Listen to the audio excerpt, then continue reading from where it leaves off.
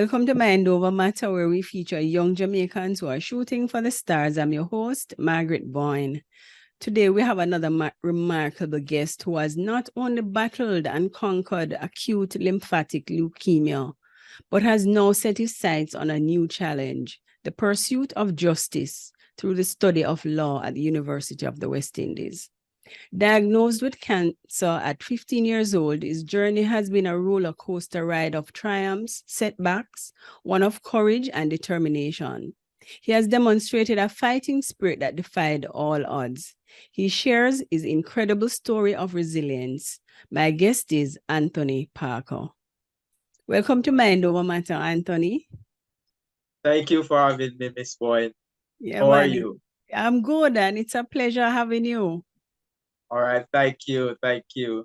Yes, you're presently pursuing law at the University of the West Indies, but this Right, road to law school was not an easy one.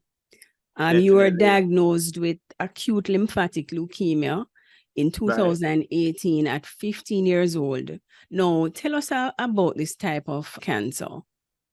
right. So it's actually a cancer of the blood cells.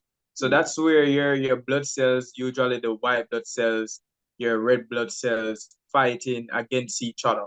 So what's supposed to be fighting against diseases, virus, which tends to be in your bloodstream, is actually fighting against the cells to prevent you or fight against those viruses in your body. So at that time, when my white blood cell level is supposed to be around 11 thereabout, my white blood cell level was at 200.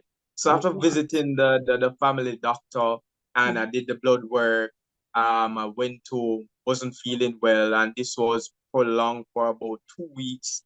I got a call from the family doctor informing my mother, you need to take him to the hospital. No, no, no, his blood cells are abnormal. What's supposed to be fighting against viruses is now fighting against his body, and he really needs to go to the hospital. So then we went to the hospital at that time. So it's a cancer of the blood cells fighting against each other instead of fighting against viruses. But tell us about that day that you were given the results. Well, at that time, I remember clearly, vividly, going to school. I used to be involved in sports. I was playing rugby at the time. Right off rugby season, I was there at school. I wasn't feeling well. Had lymph nodes, swollen areas all around, abdominal pain, and a lot of different pain Symptoms. all over the body, symptoms, and it was just pain, severe pain. And I was there, I was still going to school. All I wanted to do was go to school until a day my mom decided that my asked my grandmother to accompany me to the hospital, to the doctor. And that's where I went. I did some tests. The doctor examined the lymph node. She examined my abdomen, and after that she prescribed a few painkillers and antibiotic and some other medication. After that I went home. I was there.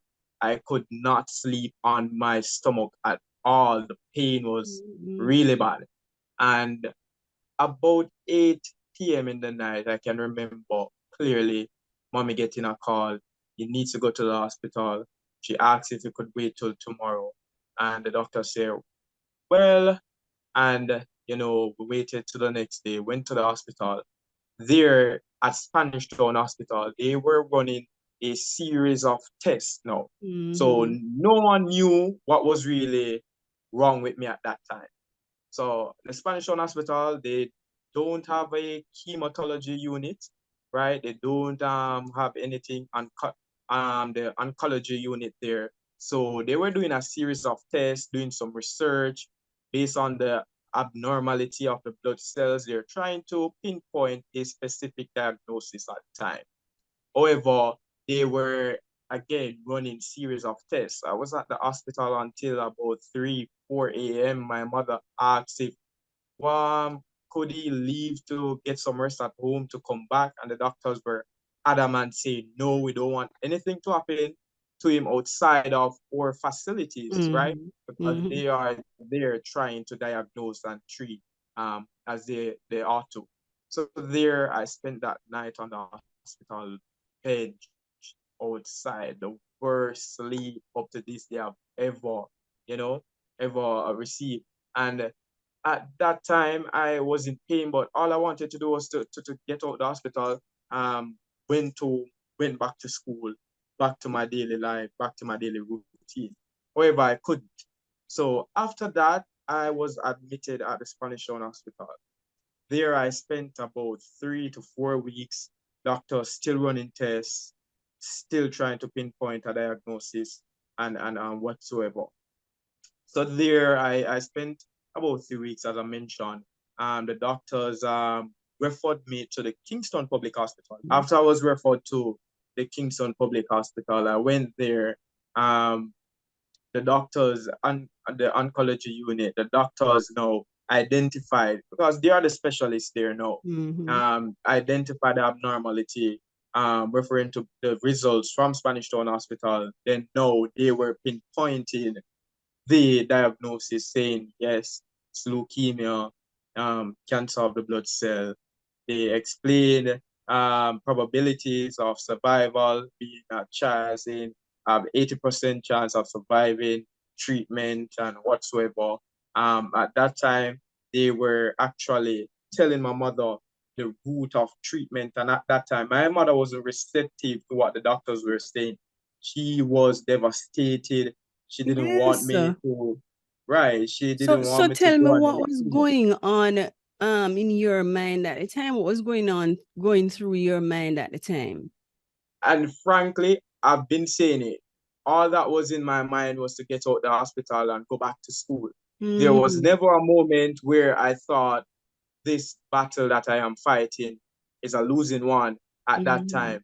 I was just focused on leaving the hospital, going back to school. I never felt alone. I've never doubted God and my faith going through all that experience that I've been through. All I wanted to do was to get out of the hospital and go back to school. So tell me about your parents. I mean, they were devastated, you know. Right. What was their My reaction? my family, my father, my mother, the extended family, everyone was distraught at that time. And it was, again, you're hearing your family member being diagnosed with the big C, that's sending Mm-hmm. flash wave, alarm. Mm-hmm. Everybody would be, blown away, saddened by this diagnosis. So that was the whole thing throughout the family. I was literally, at that time, I was the only one with high spirit.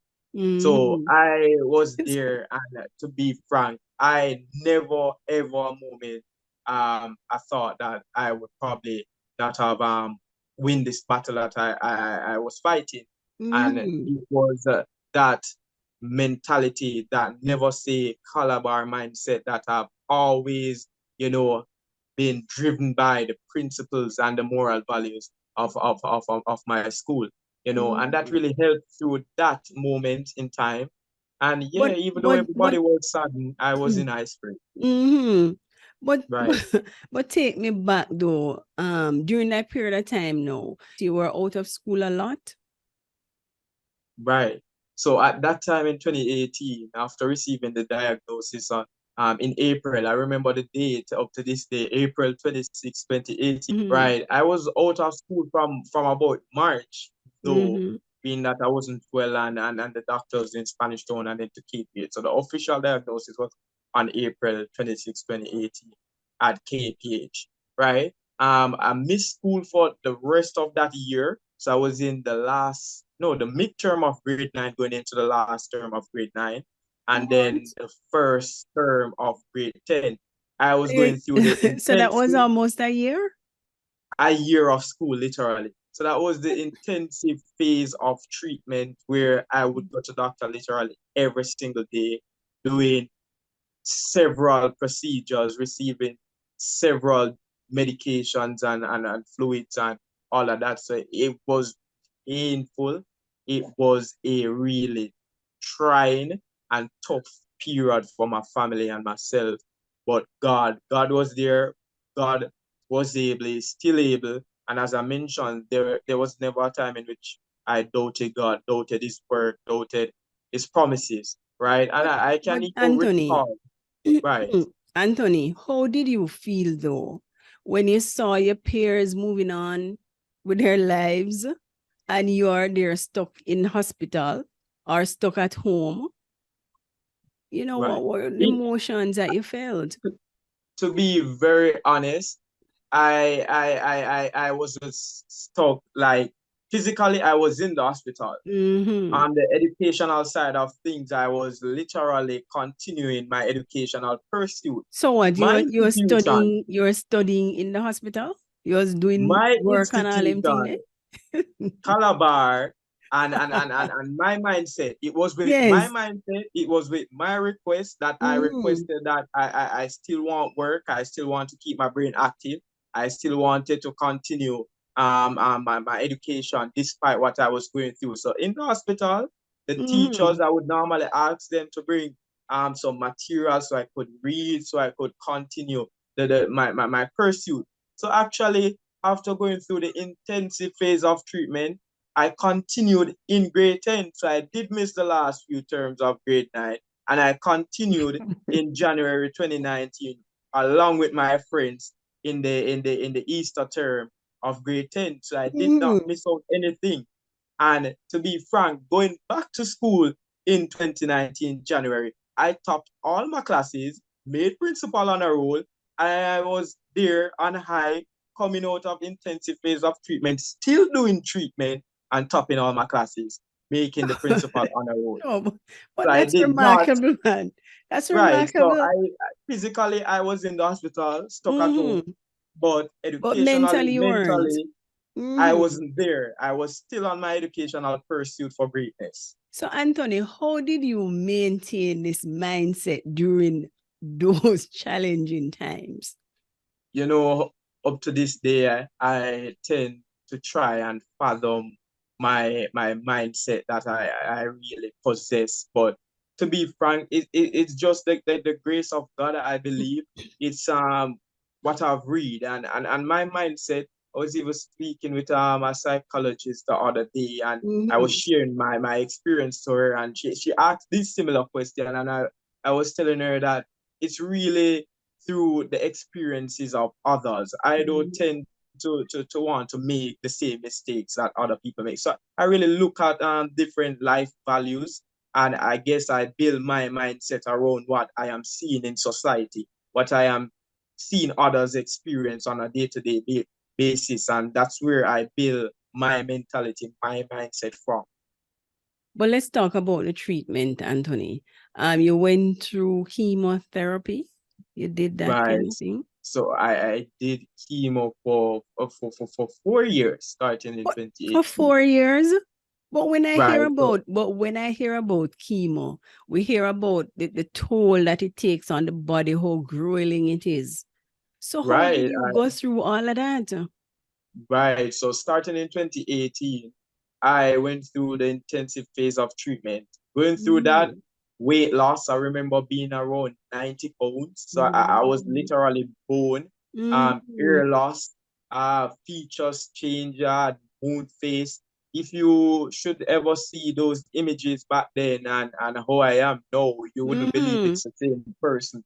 So going through that, I remember doing procedures such as the bone marrow, which they would test your blood, um, test your bone marrow for cancer trace and how um extensive the treatment needs to be to really purge your blood cells of cancer mm. cells. I remember doing the lumbar puncture, which is to remove fluid from your spine, and I did that procedure uh, uh, over 100 times to be very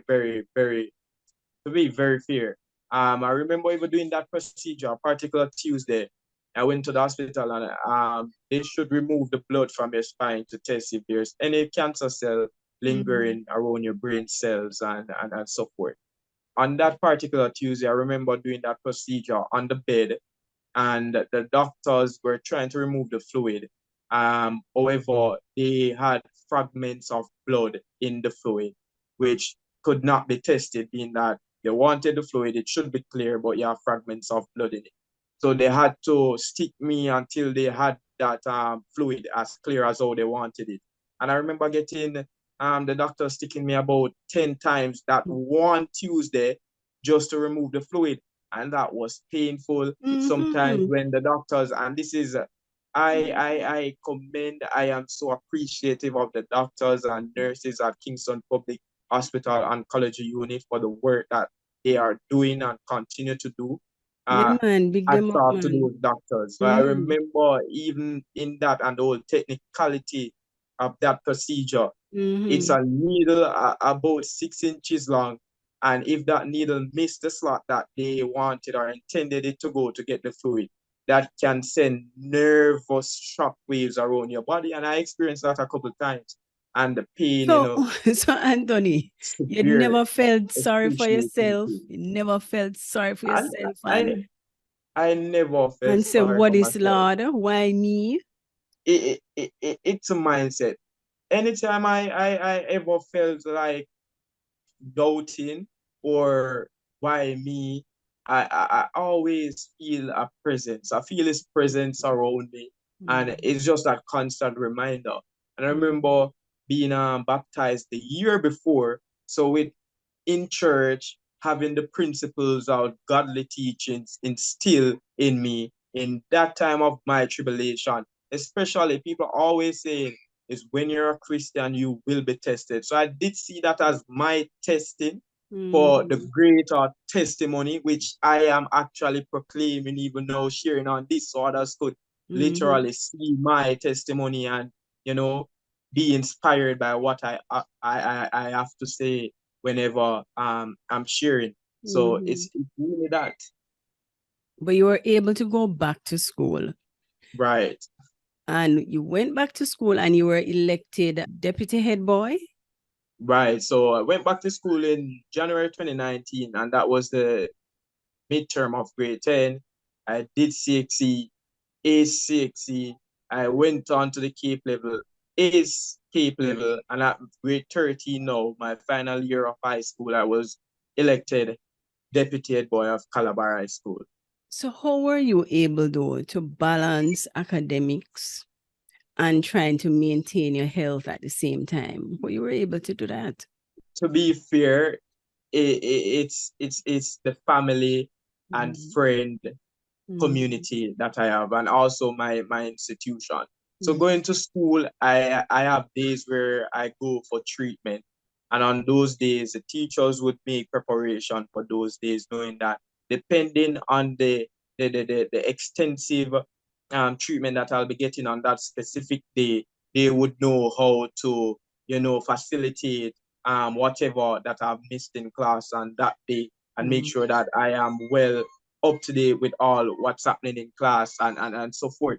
So managing school and treatment, it's really the community, the camaraderie of my Mm-hmm. friends, my family, and everybody now playing an integral role in my development. And I'm very, very much appreciative of my circle, my social and family life. Mm-hmm. But then in sixth form, Anthony, here comes COVID. I Oh, mean, with your illness. COVID was before sixth form. It was grade 11, I remember, in March Oh. 2020. I was in grade 11 preparing to sit CSEC.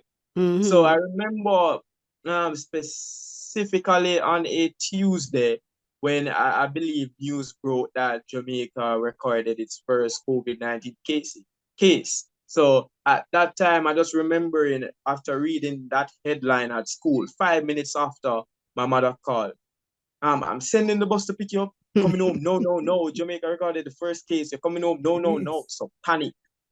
So at that first case, my Mm-hmm. mother panicked and I was out of school from then. Oh, so I you remember had to be out of school for that entire period of time from that from that entire first. period, Oh first my case, gosh. first Yes. case out of school.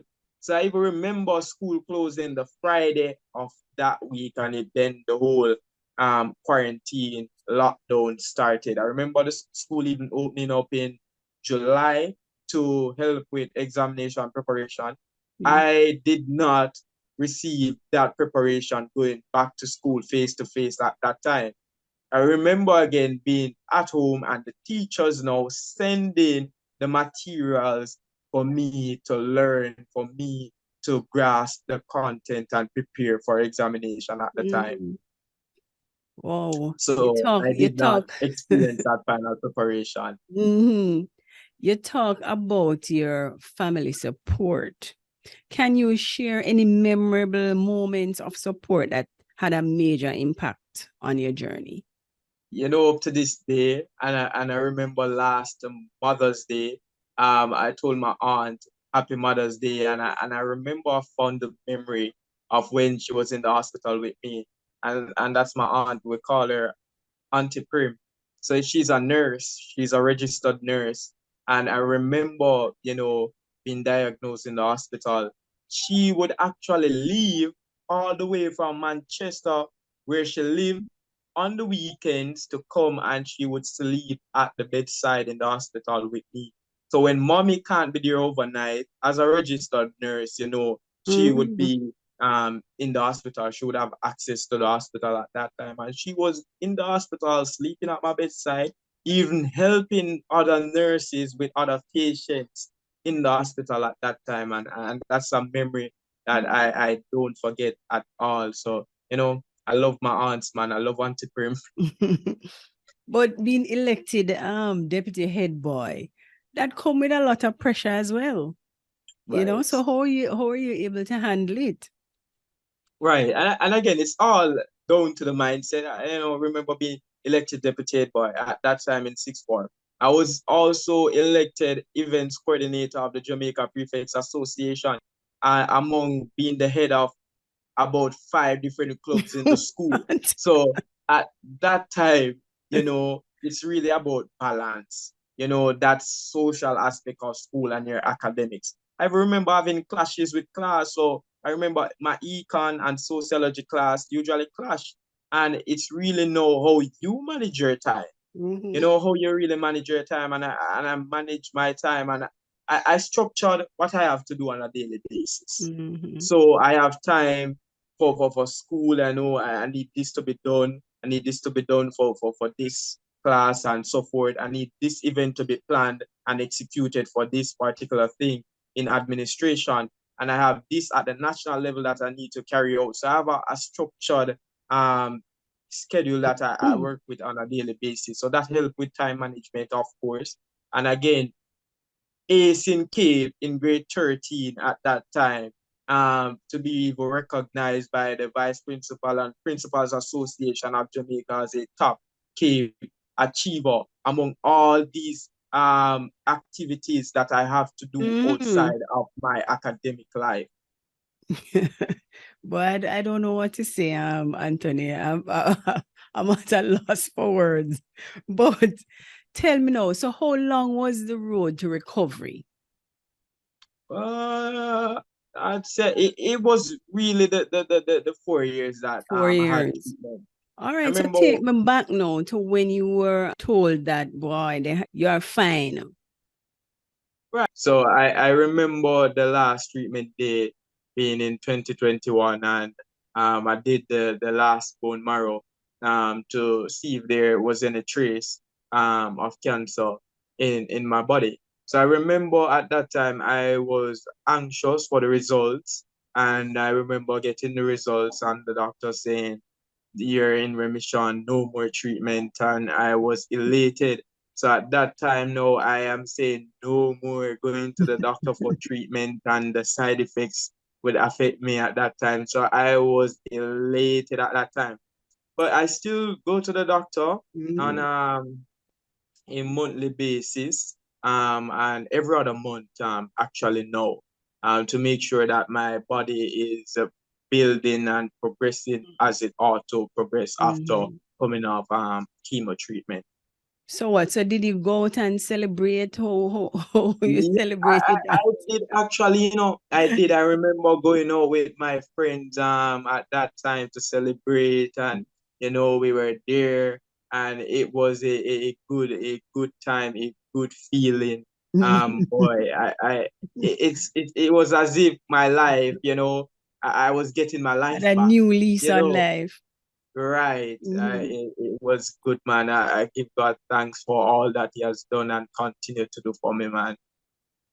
But Anthony, in what ways though, your experience with cancer has changed your perspective on life?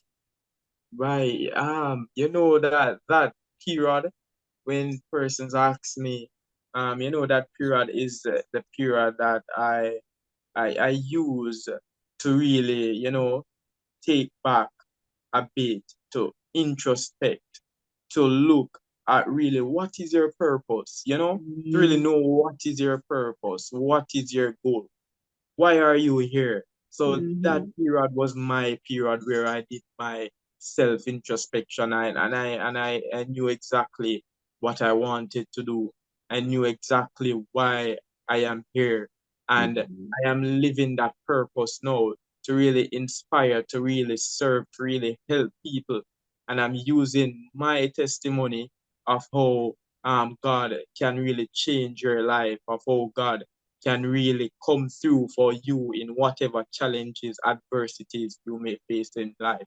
And that Mhm. period was the period in which I really did that self introspection and really know my purpose and my calling here on earth. Mhm. So your faith has been strengthened. Right, my faith has been strengthened through this. Mhm. So now you're currently studying law. So Yes. why law?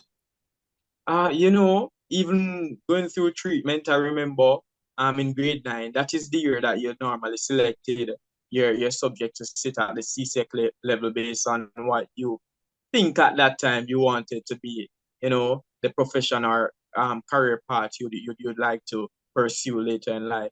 And I remember selecting the subject specifically for this career path, studying law. I Mhm. remember it was law and pilot. Pilot was a childhood dream, but Mhm. it wasn't really what I wanted to do. But I was fascinated by the whole aerodynamics and all of that.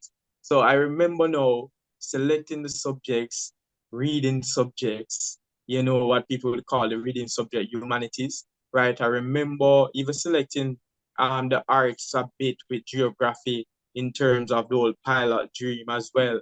And I even selected a business subject for econ.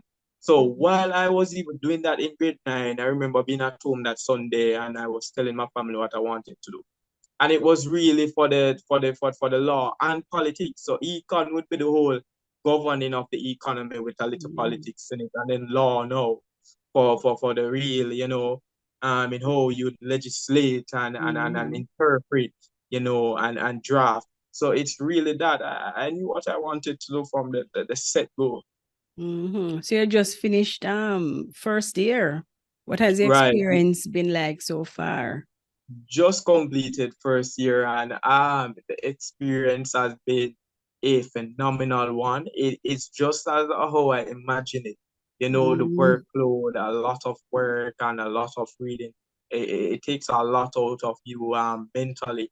But that is what I expected, and I am driven by my passion and my Mhm. mindset to really pursue this career path, to really pursue greatness. And Mhm. yeah, that is it. It's been a phenomenal experience so far.